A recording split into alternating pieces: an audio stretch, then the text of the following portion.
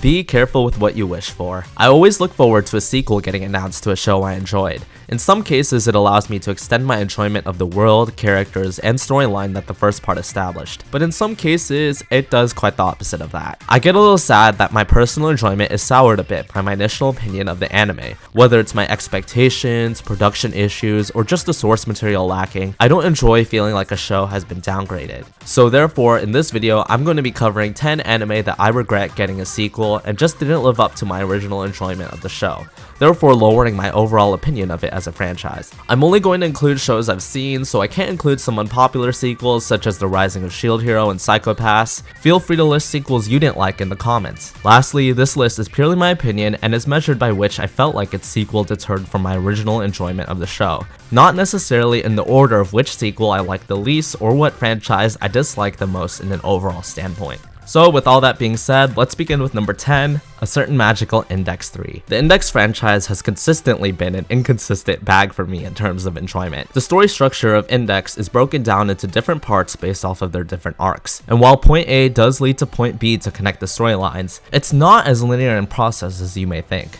In one arc, the character Mikasa may get a huge focus, but then in the next it would be focused on Accelerator, with Mikasa only in the background. There are still strings that tie all of these storylines together, but it very much is constantly shifting perspectives to paint the bigger scope of Academy City. And I do really love this idea a lot, but as a watcher, there could be one arc I'm heavily invested in and another arc that takes a lot of my willpower to get through. For example, I don't particularly care all that much for Index as a character, and therefore I'm not really drawn to her storylines where she's a huge focus. And conversely, any arc that features Mikasa I'm super into. What keeps the series enticing to watch though is the world of Academy City and the power scaling done in the show. It was so fascinating to see everyone's different powers and levels, thus making the character dynamics really fun for me. Season 3 of A Certain Magical Index is supposed to be the climax of the story, and with JC's staff taking 10 years to produce the sequel, they also decided, wow, what an amazing idea it would be to condense 9 light novels into 26 episodes. So the show moves at breakneck speed, and I got whiplash trying to follow everything that was happening because it was moving so fast. By the time the British royal family arc played out in season 3, I just turned off my brain trying to understand what was happening and continued watching the show for its spectacle. What makes me so sad is that the remnants of season 3 that I could understand are some of the most intriguing that the show has to offer for me overall. I think that I would have actually liked every storyline presented in the season had it not moved at a NASCAR's pace. And it is sad to see that the show didn't get another core to really let things digest and play out,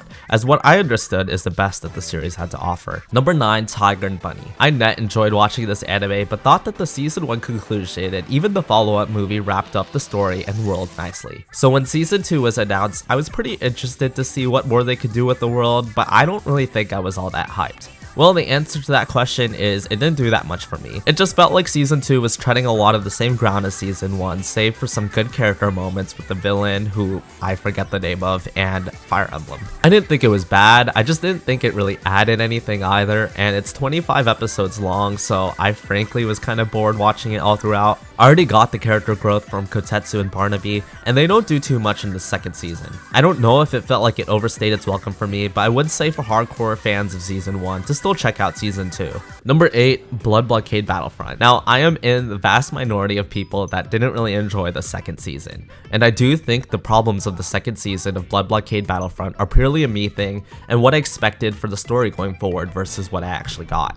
I was just kind of bored, to be honest. I was surprised to hear that the first season's ending arc involving William and Mary was anime original, as it was actually my favorite part in the entire franchise. And I think that reverting the second season back to an episodic nature really lost a lot of the original's luster and charm for me, and I just didn't have a stronger attachment towards the characters as I felt that would have elevated my experience a lot further. When season 1 was episodic in the first half, it was still all new to me as I was diving into this alternate New York world, but here it just felt like a bunch of special episodes or OVAs strung together. Art and animation is still beautiful, and I know that the show has a cult fan base, and I'm happy that they got a lot more. But for me, I think that the show has ran its course. By the halfway mark of season 2, I was hoping that Blockade Battlefront would emerge with a grander overarching story, but it didn't really happen. I think that people actually really did enjoy the second season based off of its online reception. I just don't think it aligned with what I was expecting, so it kinda did sour the original for me. Just a little bit. Number 7, Nisekoi. I don't watch a lot of harem harem anime, but I really loved Nisekoi. I like how it didn't present itself too seriously and how over the top ridiculous it got in its mystery with the key and fucking 1,000 different locks. It was just entertaining and all around a joy, and I also really liked all of the love interests. My favorite is Onodera, but I do really like Chitoge, Tsumugi, and Onodera's sister as well. The tropes that would usually bother me just didn't. I don't know what it was, it just didn't bother me. And season 2 is a continuation of its first one, but I heard that they remixed a lot of its chapters adapted, favoring more of its slice of life moments instead of forwarding the actual romance on a storyline level. I did enjoy season 2 as well, but it did feel like a diversion and transitionary season, probably because of said changes. And it shows in that, as Blu-ray sales and reception must have been so low that there has been no season 3 in sight, marking season 2 as the end of the anime adaptation. And what an unsatisfactory note to end on. I really do want to see the conclusion of who Raku chooses and a close for all of these characters. And I do believe that had season 2 gone in the direction it was intended to, it would have happened by now. One day I'll revisit the show and transition over to the manga to see its ending, but I just wish I got to see it all in its anime form. Also, if you have any harem anime recommendations that are like Nisekoi, please do recommend. Number 6, My Hero Academia. Now, I am in the camp of people that thought My Hero was peak when seasons 1 through 3 were releasing, and then just fell off. And with how discourse surrounding that show has died out despite still going on, I imagine that there's a good chunk of us that feel this way. I only watched up until season 5, and when the anime does complete its full adaptation, I do want to go back and see the journey from start to end the whole way through. But I'm not sure what it is, I just can't bring myself to continue from the point that I left on forward. Now, a lot of people's problems involve the imbalance between the school stuff versus the more serious stuff, but for me, the more pressing issue was just that I've fallen out of love with Deku's character. I used to really love his underdog story, but I don't know, at some point it started to take me out of the experience every time he made a monologue about how he couldn't be a hero unless he saved one person or whatever. Everybody is a hero, but Deku finds himself in the most predicaments. Like, where is everyone else? I get it, he's the chosen one with One For All's power and all of that, and that's just who he is as a person, but damn! If the setup is supposed to be that there's this whole hero society with quirks, I have to work even harder on my suspension of disbelief to organically believe that all of the shenanigans that Class 1A and suspiciously Deku finds themselves in. Now, everyone else does have a part to play, and it's not entirely like all of the pro heroes are useless, but at least to the point that I got to, it feels like they all just have a part to play in Deku's journey, and not as a living society and organism. It probably does get better later on, I'm not sure. And I heard some good things about season 6, and I still do like the series and one day want to revisit it, but I really am just doubtful that my enjoyment will reach the peak that it did when I was first introduced to the world. Number 5, the Misfit of Demon King Academy. I'm not even gonna lie, changing the voice actor for Anos is mainly the reason I have Misfit of Demon Academy here.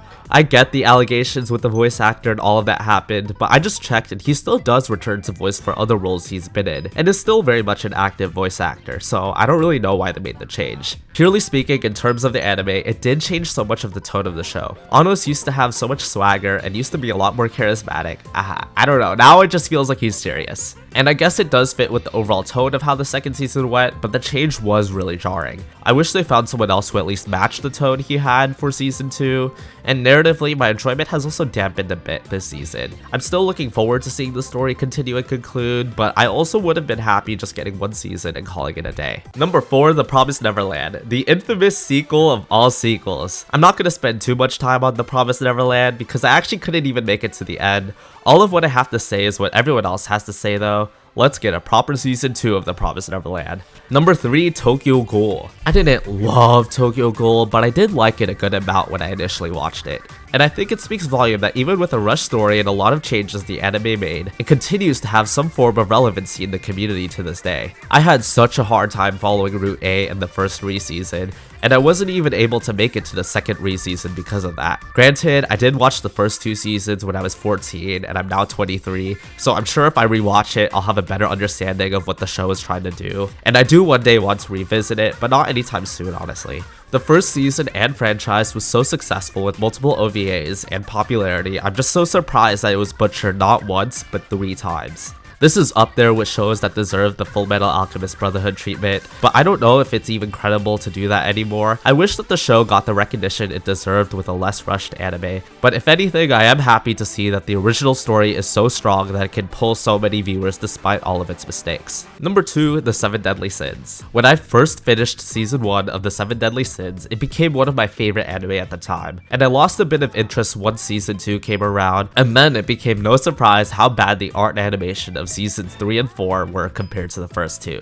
This stings quite a bit as a fan of the world. I mostly just stick to the anime for shows, but as I've read online, season 1 adapted around 100 chapters for 24 episodes, which is crazy! But it didn't really feel all that way to me while watching the show, which I credit to its production. Along with The Promised Neverland, The 7 Deadly Sins has gone down as one of the most disappointing sequels in anime, and frankly could have just ended with season 1. Now, I did hear really good things about The 4 Nights of the Apocalypse in terms of art, animation, and pacing, but I haven't seen it yet to give my own opinions on it. Still, I am pretty sad to see that The 7 Deadly Sins has fallen off of grace a lot, and I don't think it really deserves that. Number 1, The Devil is a Part-Timer.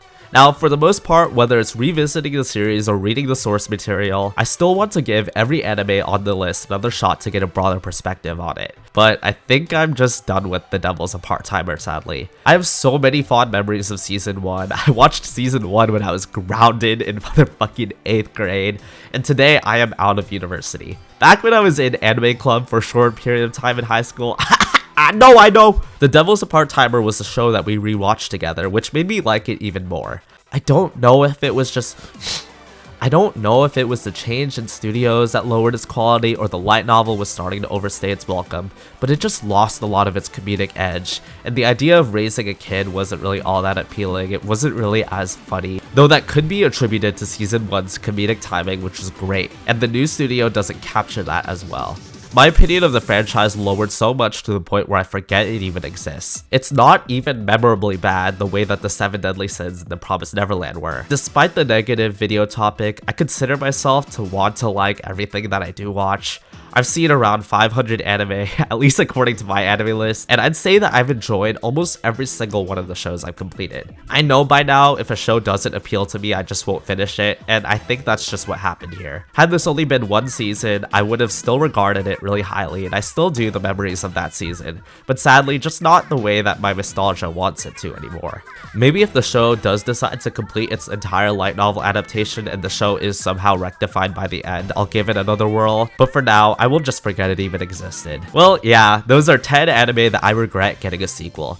This list was completely skewed towards my opinion of the sequel, so even though I know a show like The Promised Neverland was more despicable in terms of what it did, The Devil is a Part-Timer was the most disappointing to me in terms of how it treated the entire franchise, which is how I looked at it in terms of ranking. To add another point, for as bad as The Promised Neverland Season 2 was to its ending and cutting of entire arcs, it was a thrilling story that you wanted to continue watching past Season 1 to see its conclusion.